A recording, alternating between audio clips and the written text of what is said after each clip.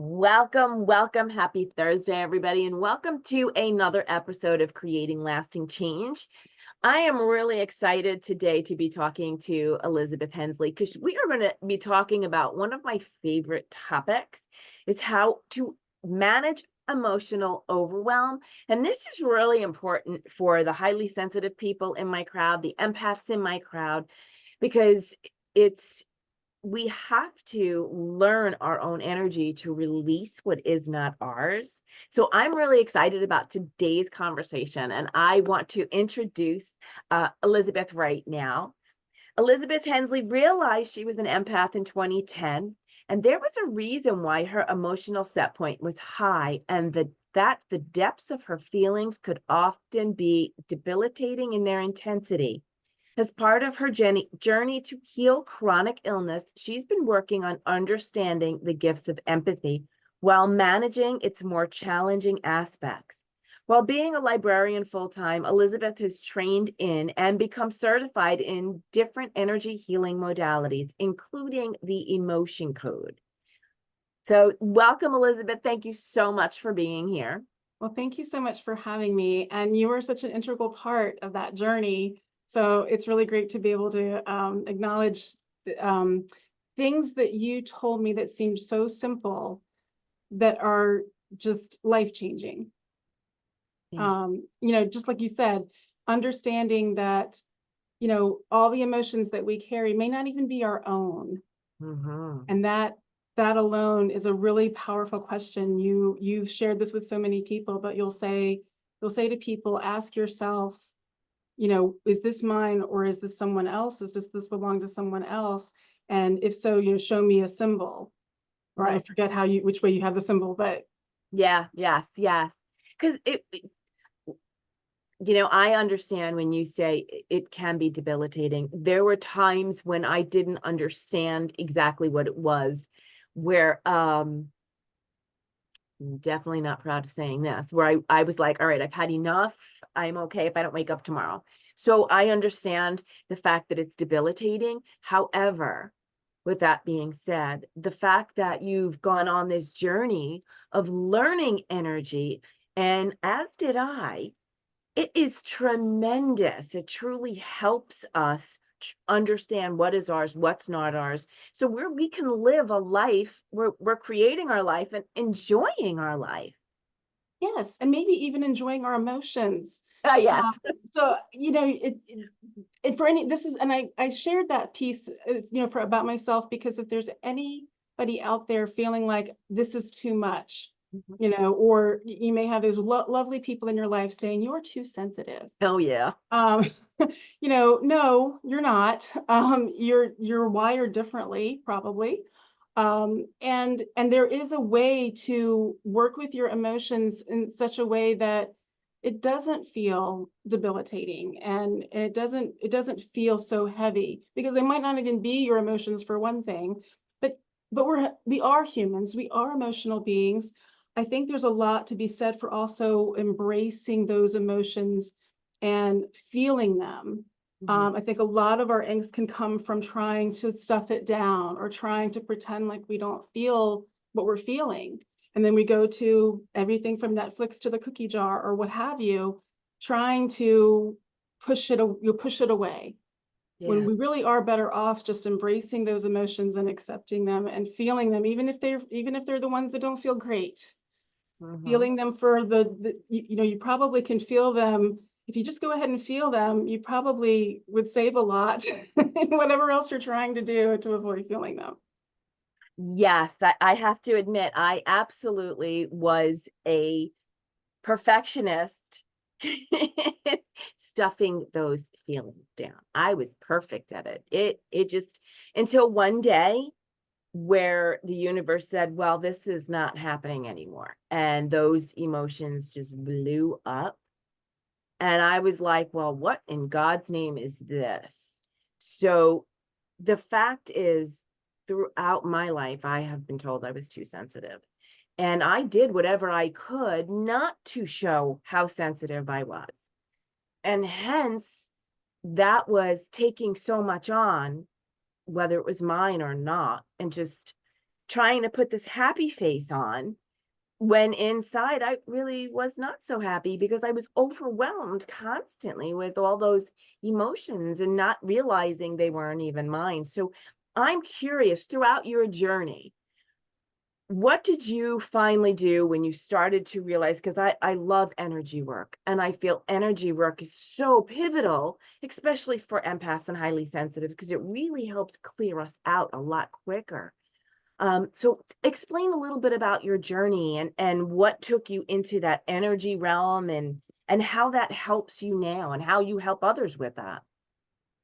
Yeah, thanks. I was diagnosed with a chronic illness in 2002, and fatigue, pain, some of the hallmarks of it, um, and a lot of other weird symptoms. Um, and it's a kind of it's sarcoidosis. I can share that there is no cure necessarily for that. It's very similar to MS or lupus. So I was on that kind of journey, and I did something sort of semi Western medicine with like low dose antibiotics I was on a protocol for a long time, for about 8 years. But then I got to the point where it was a hard protocol and I just didn't want to be on antibiotics for that long. So I did start looking into alternatives. Um, and I want to say it was a conversation I had with you. I might have already been investigating the emotion code. I can't remember if I had already started working with a practitioner. But I know you were one of the people who said to me, "Oh yeah, I did that and it helped."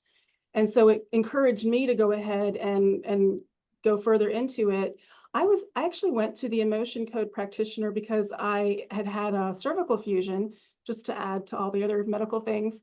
And I had headaches for 2 years, very severe migraines. I went from very severe migraines to just daily headaches that I couldn't get them to resolve after the surgery and 2 years of physical therapy. This person who was the emotion code practitioner cleared up my daily headaches after 3 or 4 sessions. Wow. And so I was very impressed with that. I'd also dealt with clinical depression pretty much. I can remember my earliest episode of when I was in second grade.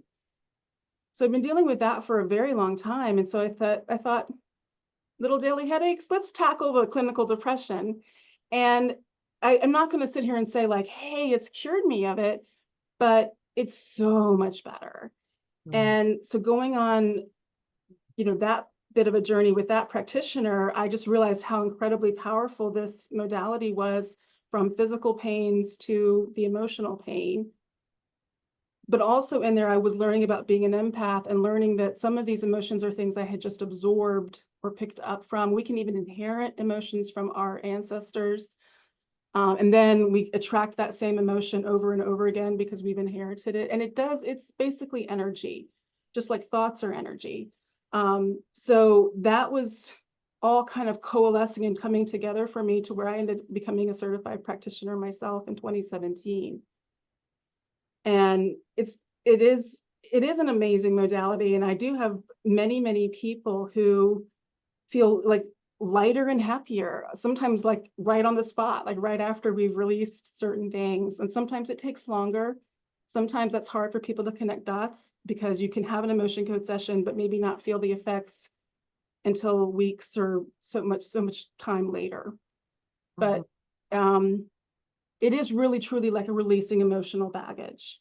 Yeah. It really does take a weight off, and it does. The man who created it, Dr. Bradley Nelson, who describes these emotions as being like balls about the size of oranges or grapefruits, and that we can have thousands of them in our energy field in our bodies. And when we get enough of them, we can have physical illness and physical problems. So that's one of the most compelling aspects of the energy work.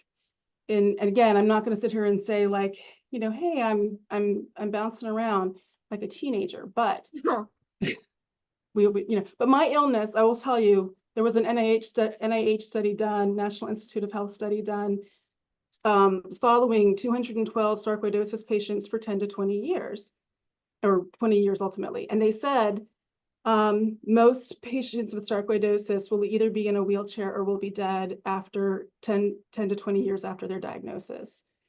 And so I am now 22 years after my diagnosis. I'm not in a wheelchair and I'm not dead. So I'm pretty happy about that. And I do think there's something to be said. It's interesting to me, I think, just one more thing, but about the energy work is that a lot of people sometimes will think, they will be very skeptical, and I understand. Right? There is a lot of like actual science, there's quantum science behind energy work. It really is based in that, but it's funny, we can believe in Wi-Fi and Bluetooth, but we can't see the energy. So the thing about it is that I think, I'm going to losing my train of thought about it, but many people can be very skeptical, but I'll find that they want the instant, all curing energy session, like in one shot. And Yeah. then if they don't get that, they're like, that didn't do anything. And I'm like, well, it's a little bit, I think about the energy work is a little bit more like your dental hygiene. So if you have to brush your teeth every day and floss every day, so maybe grounding yourself every day, or and making sure we do a check on, is this mine or not, and letting it go. Some of those daily energetic practices are really what we need, and not just like one session once upon a time. So I'm Yeah, just going to throw that out there for people if you are in the skeptical camp. yes, yes. I remember when I actually did it, and she had said to me, she goes, I just want you to realize, and you can explain this better, heart walls, was that I had some obscene amount of heart walls.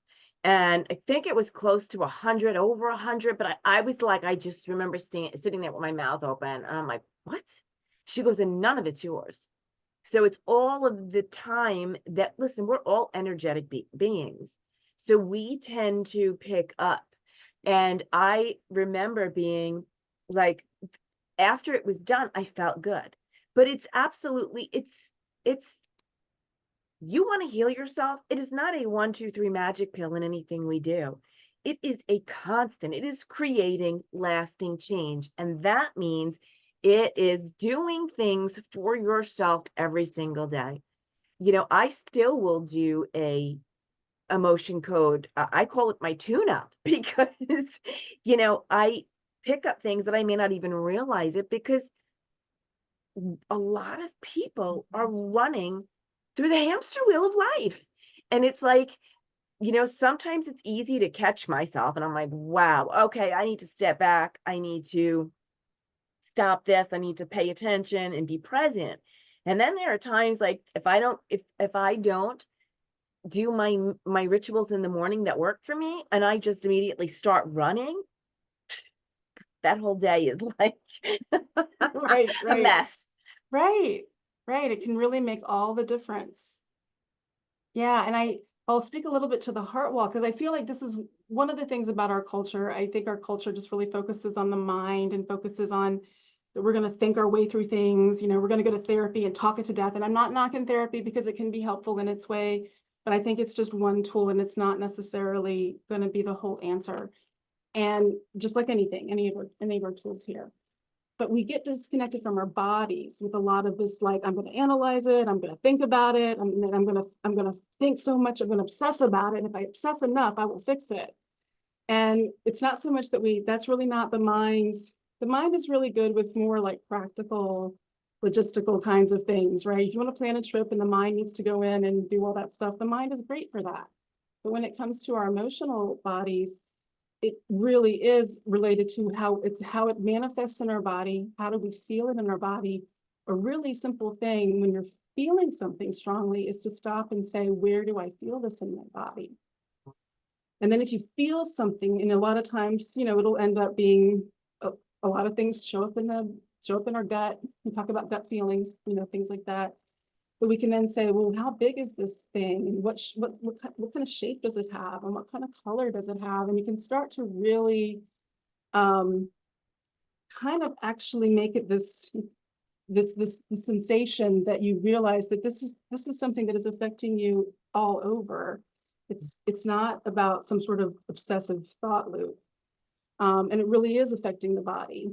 So I think it's really important when we get in touch with the heart, and in terms of emotion code, over the time, we've all suffered hurts and pains and trauma, and our heart protector system wants to make sure that doesn't happen again. In many ways, our protector system is all it's trying to do is take care of us.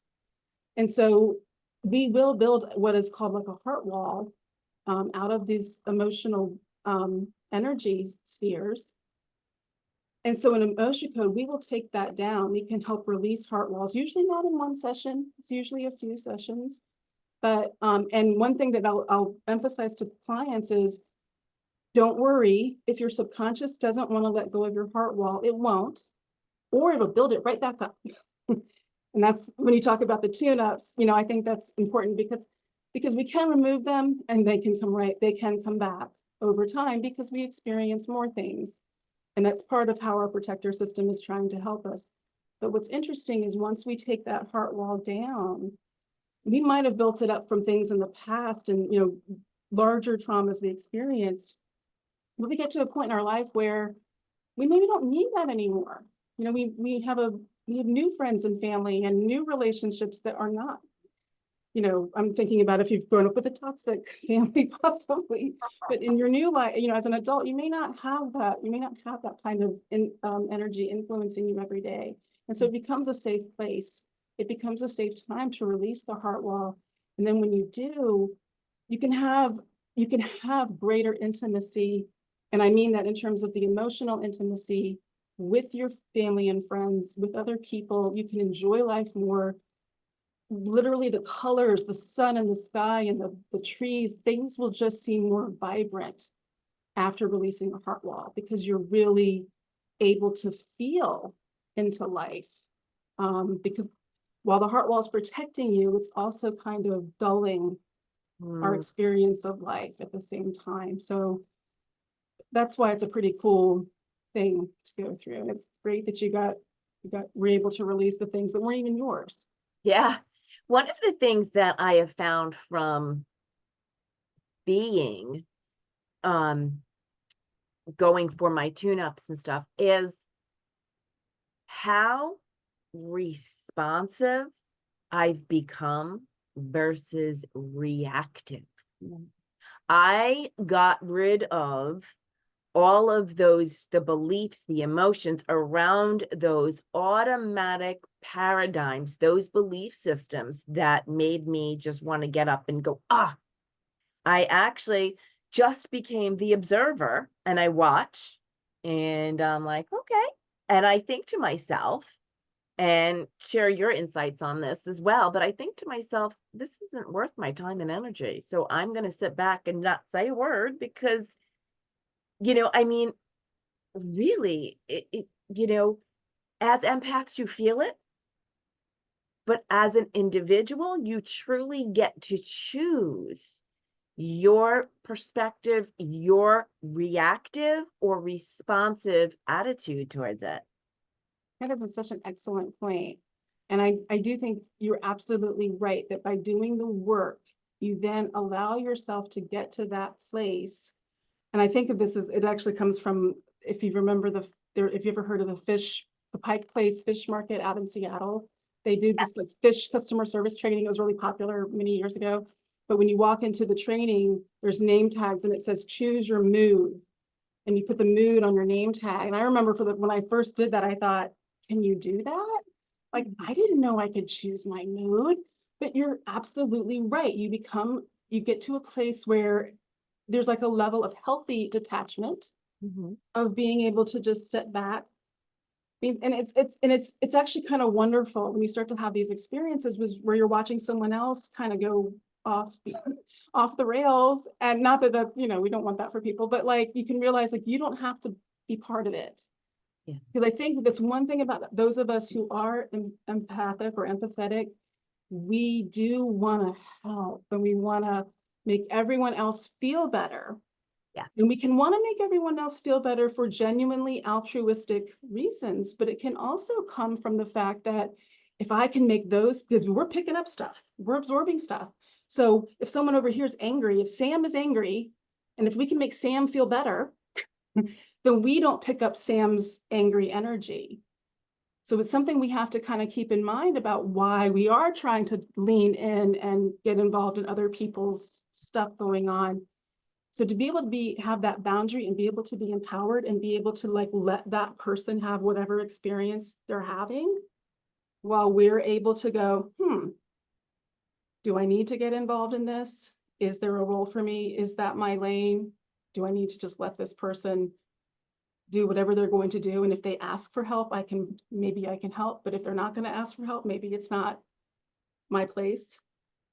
Because I think that's been a hard thing, certainly in terms of when I referenced my toxic family, we have learned growing up that people have made us feel like we're responsible for how they feel.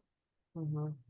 And then our own feelings don't even matter. So then we're trying to, well, let me shove all my feelings down because I'm catering to my family member who needs me to regulate for them. Yep. So no wonder we have a lot of the mixed messages about it. But I think getting to that place of being, and I actually say social media is a wonderful practice tool for this because of like scroll on by. Oh yeah. If you can sit there and look at these things and be like, I don't need to comment. It's a wonderful place to come from. And it's great because I actually start to do the thing where I'll hide or snooze or whatever. When I realize something I joined or whatever is becoming a little more, it's going into places that I just like, I don't need to go there. So, Yes. Hmm. because a lot of people will complain about it, but I tend to have really wonderful experiences on social media because that's what I allow in, And so that's true. Very, very true. Social media is a very good place to do this because, and the snooze, block, unfriend are great features yeah, because I'm very particular about who's in my feed and what I see. yeah, However, I really want to go back to a point where you were talking about Sam, because I just want to say that as a notorious people pleaser, I would do whatever I could to calm Sam down or exactly. calm this one down or patch things up between people so there was peace and calm and there was no arguing. Didn't matter what I really wanted deep down. Instead of just removing myself from the house, the situation, or whatever, I stayed there and tried to please everybody. And Exactly. that is a toxic trait. And that is something I had to look at and remove and stop doing because really, if these two individuals are arguing, it's got nothing to do with me. Right. Have to, and I'm not able to step back and stay out of it. I have to leave. And I've learned that about myself because I'm like, and I'm like, no, Trisha, no, you need to leave. Just go. But that's me. And I know that. And that is a boundary. That is a Right. personal boundary with Trisha. And I'm glad that you brought boundaries up because not only is it boundaries with other people, there has to be boundaries with yourself as well. Yeah, that's definitely a tool. I think Yeah. sometimes people can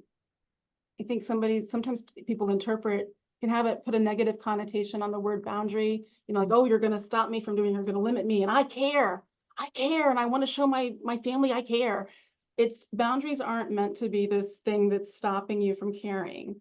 It's really meant to be allowing us to we're able to really express ourselves and we're allowing other people to have their own experience. Yes. And those people are allowed to then ask for help. It's not like you can't help somebody because you have a boundary, but Mhm. it's allowing that person to then maybe ask and is as opposed to us rushing in, which is granted, we were essentially, if those of people who are listening, if this is resonating, it's because you can relate. But we were probably raised by people who trained us how to do this. It's just that we get to the point in life where it doesn't matter what those people did, we're now responsible. Mm. We're now responsible for our own health, our own interactions, you managing all of this. So, and not to say that there's not work to be done there and working through that from the past, but there comes a point where it doesn't matter who did what. And some point that I'll just because I'm touching on it is for anyone who's like, yeah, but this person was so awful and this person was such a monster and this person did all these things. I get it. I hear that. I got my own stories I can share with that. But here's the thing. if it's always someone else's fault, and if it's always someone else is always to blame, then we are truly powerless. So there comes a point where we just have to say, I'm going to do what's right for me. And that might mean people are really angry and people are really upset with me. And people are going to try to manipulate and intimidate and bully me into doing what I used to do or what they want me to do. But really having that ability to say, you're allowed to be angry. You're allowed to have your feelings about it. And I'm still going to do this thing that's right for me. And I absolutely love that because it's so important. I'm so glad you brought that up, because when we do create these boundaries, and they're really, really what it boils down to, boundaries are self-care. Boundaries are Yes. showing yourself that you love yourself and that you respect yourself and your time and your energy. And having boundaries with yourself is so important. And it will trigger people who are used to you saying yes, yes, yes, yes, yes. Yep. Listen, there are lots of people pleasers, but definitely empaths are notorious people pleasers. We are notorious run in and fix it. We are notorious peacemakers. And in doing all this, we become low man on totem pole. We just keep taking things in, especially if we don't understand our own energy, especially if we don't understand how to handle all the energies that are coming in. And it gets bottled up in our bodies if we're not allowing it to flow through. So all of these things that you brought in are they're very important, especially allowing that person to be angry or allowing that person to have whatever feelings or whatever's going on with them, but you're staying strong in your own power. Absolutely. And it takes that working with your own emotional reactions and then responses to let the person have their feelings, but then maybe there's some energetic work or nervous system regulation that needs to happen so that another person can be angry and you can be around it. Or if you're not at that place, you start learning to say, I need to step away, I'll be back, but I need to step away right now because you're feeling it so intense, you're feeling it so much from that other person. So being able to do those kinds of things can really make such a huge difference. Yeah, it does. And And, it's a practice. I love, like, I'm a big promoter for emotion code, body code, because those are one of the modalities that I use that really helped me get on a path of dropping all of this damn baggage that Yes. I felt that I had to hump on my back and take on as mine. And as it all started to remove, because you cannot remove 40 years of nonsense in one session. Right. Like, there's no magic pill. There's just not. But for me, the end results, and I'm still, again, creating lasting change is an everyday process. And for me, it's really coming to terms with myself, listening to my body, feeling my own emotions, knowing when I'm having a bad day, understanding how to move forward in a way that is good for me, and also understanding when you need that tune up. You need to go because you see patterns coming up. Mhm. You're feeling patterns coming up, and you're like, I see this. This is a paradigm that now is repeating itself. And when we are aware, that is the best time to handle it and remove it. I would say I can just see it on you. Like you look younger than when I met you. I think we met maybe 10 years ago. I don't know. But like you were truly, you're walking your talk. Mhm. I can see it. I can see it in your face and how lit up and energetic you are. So this stuff works. Yes, it definitely does. It really does work, because this is something that I really just want to say for everybody out there. If there's been a situation where you are very uncomfortable being, don't be in it. That's let's start there. But if it's something that it has to be done or has to be completed in whatever way, you can be comfortable in it because you're comfortable in your own skin. Excellent. Yeah, that was a huge gift. With you doing all of this, how has it even helped you? Discuss your journey with it. Oh, like I said, I think working on episodes of clinical depression was pretty life-changing. And it was, it was also an interesting shift because all of a sudden here I'm working on a physical problem. And so then it actually just almost was like an illogical thing of having clinical depression is even though, yeah, having the horrible illness can also create feelings of depression, but it was weird. Somehow it didn't line up for me because trying to fight the physical illness, I was trying to stay alive, and wanting to live life and wanting to feel better. And the clinical depression just didn't go along with it. And one point I'm going to make too about that, I will say it's not necessarily emotion code based, but you even touched on it in one of your posts today about the mind stories. Mm. And I just recently had a discussion with someone who was kind of grappling with the depression. This is a little bit, I know that we need to take ownership of ourselves and ownership of things. And I was just talking about, how we're the ones we're the ones we've been waiting for. But one thing with depression is when I got to a place where I started to compare it to like when cancer invades the body and the cancer cells are trying to kill the body. For me, I started to realize that the depressive thoughts, these mind stories, were like homicidal toward me. So it was an interesting shift to when I actually realized, wait a minute, those aren't my thoughts. That's just something that's coming from whatever's causing the depression, whether it's a hormonal thing, whether it's neurotransmitters in the brain, whatever you want to say that's could be the energetic balls, spheres that need to be released.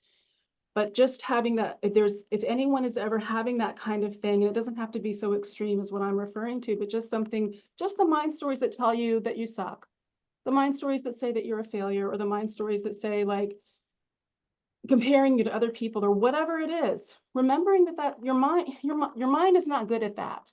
Your mind is good at planning a trip. Your mind is not really good at taking care of you. So like put your hands on your heart, and breathe into it, I would say. But as far as me, I am in a much better place around that. And to the point that I can be around someone who's really depressed and I don't get pulled back in. Oh, that's wonderful. And that's pretty huge because there was a time where that was like, I could get out of it myself, but if I was around it, I was kind of like looking into the abyss and getting pulled into the abyss. But now I can be around it and I can actually hold space for that person. And I know I can't solve it for them. I'm not rushing in and trying to fix it, Yeah. but I can at least hold space and give them whatever support they need in that time. So I'm not at the end of my journey. I don't want to be at the end of my journey yet. So I'm still on the journey with it, but it has really been transformative. And I haven't really stopped and thought about that. So thank you for asking me that. Actually what Elizabeth's talking about is today I made a post about when you get stuck or you think you're stuck. What happens is we tend to then start creating excuses, and your mind is like you're stuck because of you didn't do this right, or you should have done this sooner, or whatever stories it creates. If you do not catch it in time and refocus it, you can go down the rabbit hole from hell and get yourself into a funk. Yeah. And what you're saying is catch it before it goes there, because the reality of it is when it happens, the real question then becomes, is this true? Oh, we could talk forever about this. Yes, we really could. And it is about that time. So I really would love for you to share where people can reach you, or if they have any questions or want to go further with the emotion code. Sure. I have a Facebook page at heartworkswellness.com, or not .com, I'm sorry, Heartworks Wellness. So used to saying that. And I actually work out of, for those of you who are near me or want to come to see me in person, and I'm down in Virginia in Fredericksburg, I work out of a business called Naturally Radiant. So, but emotion code can be done on Zoom, it can be done remotely. I work as a proxy on your behalf, and I can release all kinds of things while you're sleeping or doing other things. So this can work in person or at a distance. So feel free to find me and ask me any questions you have. That's awesome. Thank you so much for being here today and for sharing your story. And thank you, everybody, for joining another episode of Creating Lasting Change. Thanks, Trisha.